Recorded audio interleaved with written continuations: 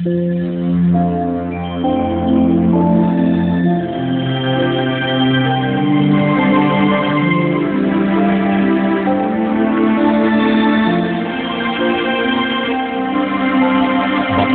ang bumabasa at ang nangakikinig ng mga salita ng hula at tumutupad ng mga bagay na nasusulat doon, sapagkat ang panahoy malapit na.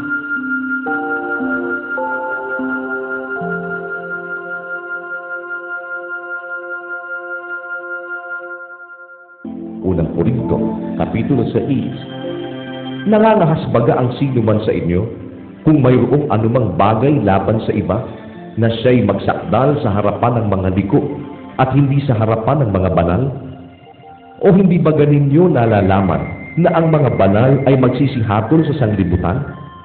At kung ang sanlibutan ay hahatulan ninyo, hindi kaya baga dapat magsihatol kayo sa mga bagay na pinakamaliit?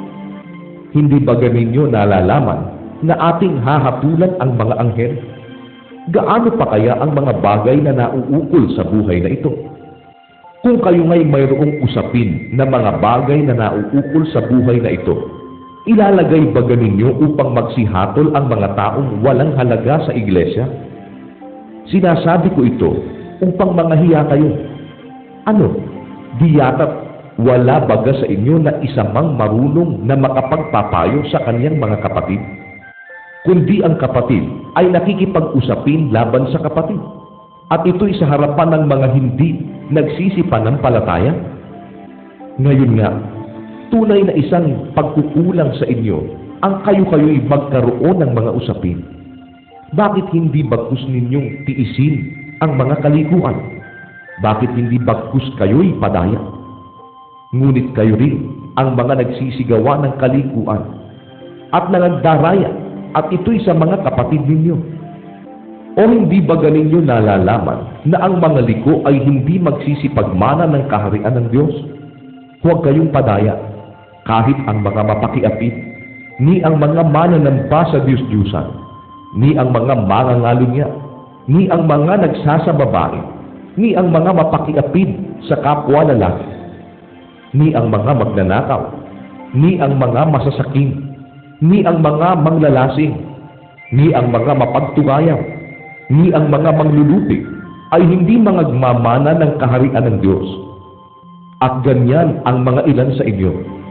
Ngunit nangahugasan na kayo, ngunit binanal na kayo, ngunit inaring ganap na kayo sa pangalan ng Panginoong Hesukristo at sa Espiritu ng ating Diyos.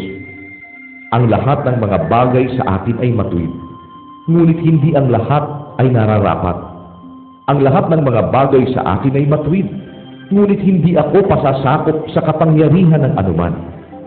Ang mga pagkain ay sa tiyan, at ang tiyan ay sa mga pagkain. Ngunit kapwa iwawasak ng Diyos, yaon at ang mga ito. Datapwat ang katawan ay hindi sa pakikiapid, kundi sa Panginoon, at ang Panginoon ay sa katawan. At muling binuhay ng Diyos ang Panginoon, at muling bubuhayin naman tayo sa pamamagitan ng Kanyang kapangyarihan. Hindi ba ninyo nalalaman na ang inyong mga katawan ay mga sangkap ni Kristo? Kukunin ko nga baga ang mga sangkap ni Kristo at gagawin kong mga sangkap ng isang patutot? Huwag nawang mangyari. O hindi ba ninyo nalalaman na ang nakikisama sa patutot ay kaisang katawan niya? Sapagkat sinasabi niya, ang dalawa ay magiging isang laman. Ngunit ang nakikisama sa Panginoon ay kaisang espiritu niya. Magsitakas kayo sa pakikiapid. Lahat ng kasalanan gawin ng mga tao ay nasa labas ng katawan. Ngunit ang gumagawa ng pakikiapid ay nagkakasala laban sa kanyang sariling katawan. O hindi ba ninyo nalalaman na ang inyong katawan ay templo ng Espiritu Santo na nasa inyo, na tinanggap ninyo sa Diyos, at hindi kayo sa inyong sarili? Sapagkat kayo'y binili sa halaga. Luwalhatiin nga ninyo ng inyong katawan ang Diyos, at ng inyong espiritu na sa Diyos.